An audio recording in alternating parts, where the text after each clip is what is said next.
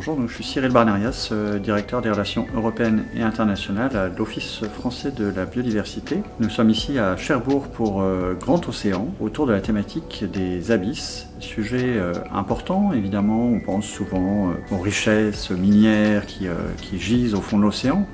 On pense aux câbles sous-marins et la majeure partie des communications du monde passe par les câbles sous-marins. Et on oublie souvent en fait que au fond de ces mers, il y a une riche biodiversité très particulière qui se rapproche parfois des origines de la vie, de formes d'origine de la vie que la Terre a pu connaître. Et donc cette connaissance de cette richesse en biodiversité et sa protection sont aussi évidemment importants et sont au cœur de bien des négociations internationales. On pense au traité sur l'utilisation des fonds marins, mais également sur le traité sur la biodiversité en haute mer qui vient d'être ratifié maintenant par plus de 60 États, qui pourra rentrer du coup en vigueur l'année prochaine et ainsi permettre une meilleure protection de la biodiversité au-delà des juridictions nationales, donc au-delà des 200 000 nautiques. Du coup, la conservation de cette biodiversité exceptionnelle qu'on trouve dans les grandes profondeurs est évidemment importante et elle pourra passer, maintenant que le traité sur la conservation de la biodiversité en haute mer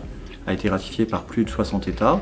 Elle pourra passer notamment par la mise en place d'aires marines protégées, au-delà des juridictions nationales. C'est un sujet sur lequel l'Office français de la biodiversité œuvre depuis des années et apportera son appui à la France pour que la France soit également championne dans la protection de la haute mer.